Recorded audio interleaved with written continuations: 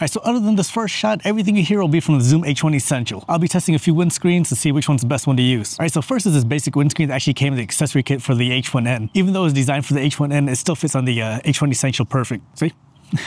And in case you were wondering, it does fit into the case for the H1N as well, so, you know, it works. Alright, so next I have the universal windscreen from Zoom, the WSU1. This is actually meant to fit a bunch of recorders, and it does so with this little cinch here. You just tighten it up to fit on the different recorders. The thing is, it's kind of big on the H1essential, and it's kind of funny looking too. It's like I'm trying to build a troll with this thing.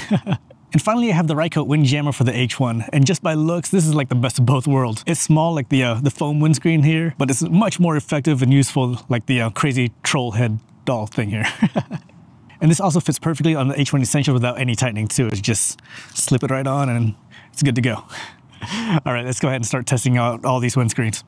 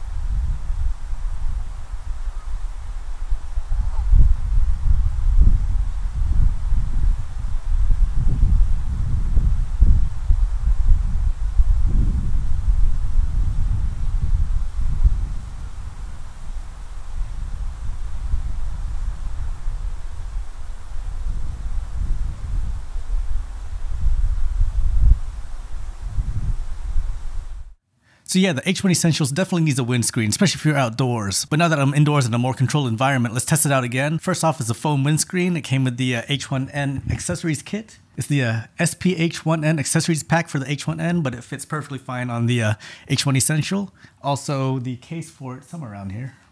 And like I showed in the beginning, it also fits in the case for the H1N. So yeah, it's a great kit to use for the H1 Essentials until they come out with one specifically for it. I think the only difference is the cable, because the one for the H1N is a micro USB. I think that's what it is. So other than that, everything else works perfectly fine. All right, now let's switch to the universal windscreen, the WSU1. And here it is, the Zoom Universal Windscreen is the WSU1, and it looks like I'm talking into like a troll head or something. This thing is hilarious looking. It's this one right here. It comes in this box. Nothing else in the box, just the windscreen itself.